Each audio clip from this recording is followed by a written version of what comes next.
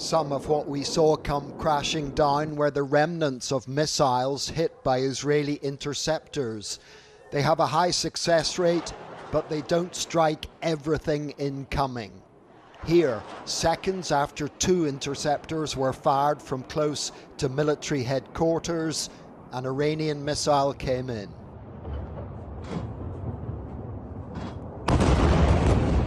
The Iranians fired an estimated 150 ballistic missiles. The Israelis don't want the Iranians to hear details about where exactly was struck, but local television networks are reporting unprecedented consequences in terms of damage and destruction, ever on important places and people in Iran. And while darkness provided cover initially, the IDF were brazen enough to continue the assault in broad daylight.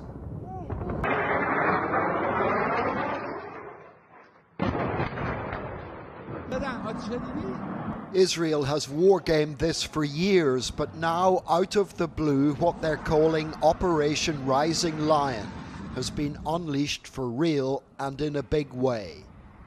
The most significant target of all was probably the nuclear plant at Natanz, about 130 east of Tehran.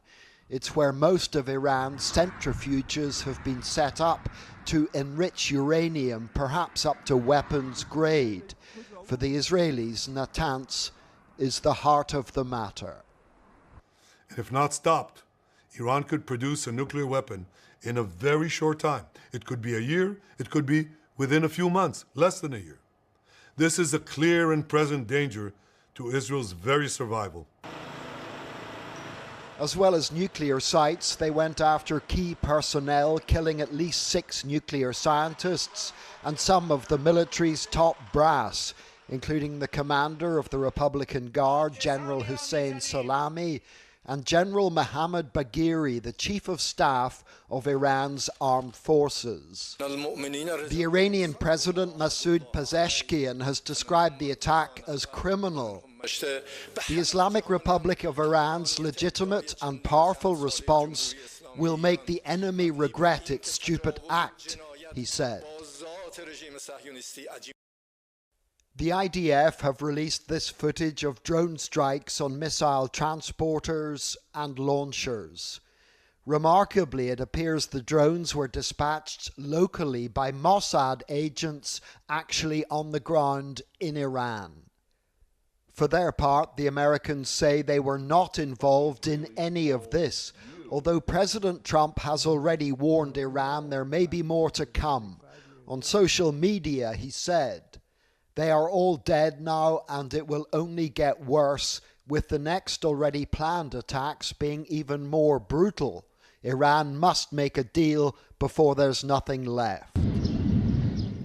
This morning, we watched Israeli warplanes streak across the sky to meet incoming drones, Iran's first volley of retaliatory fire.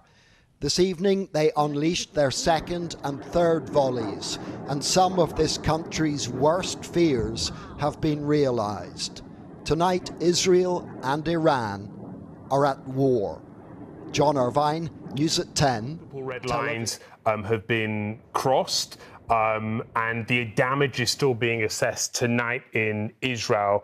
You know, have a look at this shot there. And actually, here's the live picture from what appears to be a residential building, which is right next to the Ministry of Defense. It appears that Iran may well have been trying to strike the Ministry of Defense, but instead hit an apartment block nearby.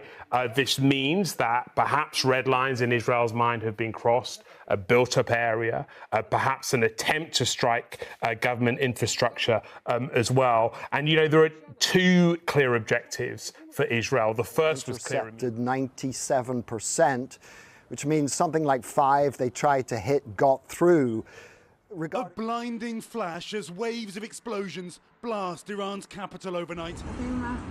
Here, a terrified Iranian woman films from her window, then down on the street. They are hitting.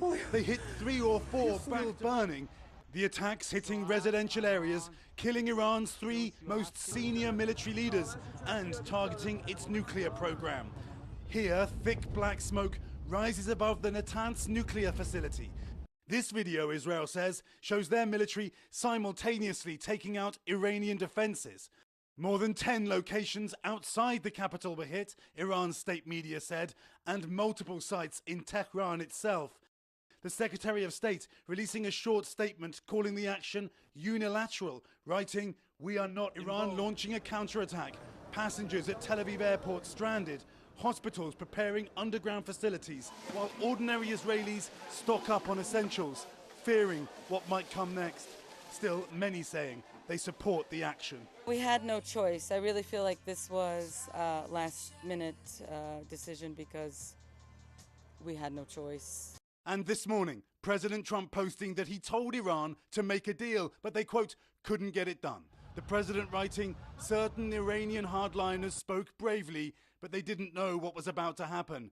They are all dead now, and adding, Iran must make a deal before there is nothing left.